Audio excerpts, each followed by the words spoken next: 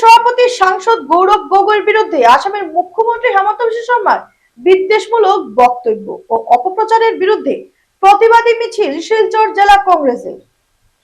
হেমন্ত বিশ্ব শর্মার কুশপুতলিকা দাহ সহ বিজেপি মুর্দাবাদ স্লোগানে শিলচর শহর কাঁপিয়ে তোলেন কংগ্রেস কর্মীরা।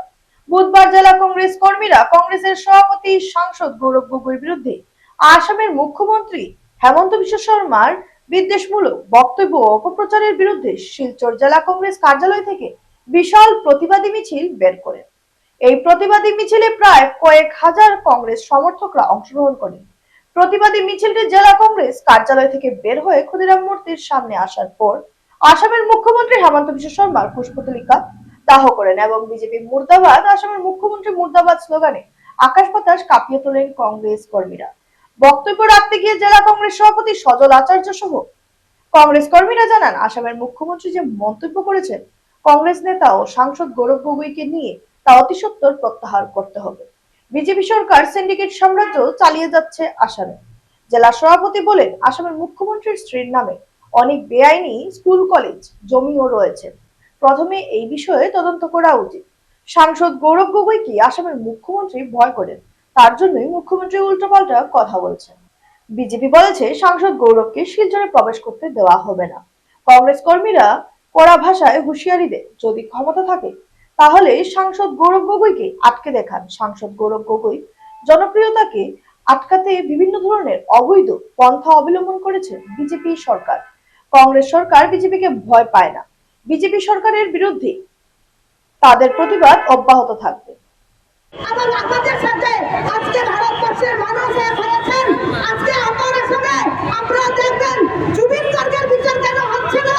আজকে এতদিন হয়ে গেছে, দুজন আসামিকে ওনারা রেখে দিয়েছেন। আজকে জুবিন গার্গকে নিয়ে হিমন্ত বিশ্ব শর্মা হেরে গেছেন, উনি ওনার বিচার করছেন না। উনি কি করেছেন? আজকে আমার আসামকে পাবেন না বলে উনি ভারতবর্ষের মানুষকে, এই বরাকভ্যালির মানুষকে এবং সম্পূর্ণ আসামের মানুষকে উনি ডুবিয়ে রেখেছেন। কিসের মধ্যে? দ্রব্যমূল্য বৃদ্ধির মধ্যে ডুবিয়ে রেখেছেন। আমাদেরকে পুলিশ মারামারি করেছে, আমাদেরকে ভয় দেখানোর চেষ্টা করেছে। আমরা হিমন্ত বিশ্ব শর্মাকে বলে দিতে চাই, গৌরব গগৈয়ের প্রতি যেভাবে উনি লেগেছেন, উনি কিছু না পেরে খালি পাকিস্তান, এদিকে পাকিস্তান বলছেন, এদিকে বুলডোজার দিয়ে বিভিন্ন সম্প্রদায়ের লোককে ঘরবাড়ি ভেঙে দিচ্ছেন। সেটা হচ্ছে উনার সেই রাজনীতির খেলা। এবং উনার বউয়ের নামে, রিঙ্কিপুরের নামে যে প্রপার্টি আপনারা দেখে যেখানে আমরা ব্যানারে লাগিয়েছি, বিভিন্ন ধরনের রিসোর্ট আছে, স্কুল আছে, কলেজ আছে, হোটেল আছে, রেস্তোরাঁ আছে, আমরা সেটারও আমরা তদন্ত দাবি করছি যে মুখ্যমন্ত্রী আপনি সেটার তদন্ত করুন। আপনাদের 12,000 বিঘার জায়গা যেটা আপনি দখল করেছেন বিভিন্ন ভূমিপুত্রের কাছ থেকে, সেটা আপনি তদন্ত করুন।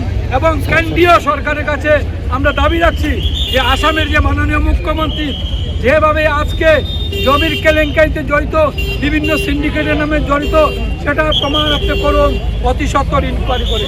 এবং আমাদের বরাক ডেভেলপমেন্ট কমিটির যিনি মন্ত্রী কৌশিক রায় মহাশয়, আমরা 8 তারিখ বলেছেন, 8 ফেব্রুয়ারি বলেছেন যে আমাদের যিনি লৌহ মানব, আমাদের যিনি সভাপতি আসাম প্রদেশ কংগ্রেস কমিটির গৌরব গগৈকে ওনাকে ঢুকতে দেবেন না।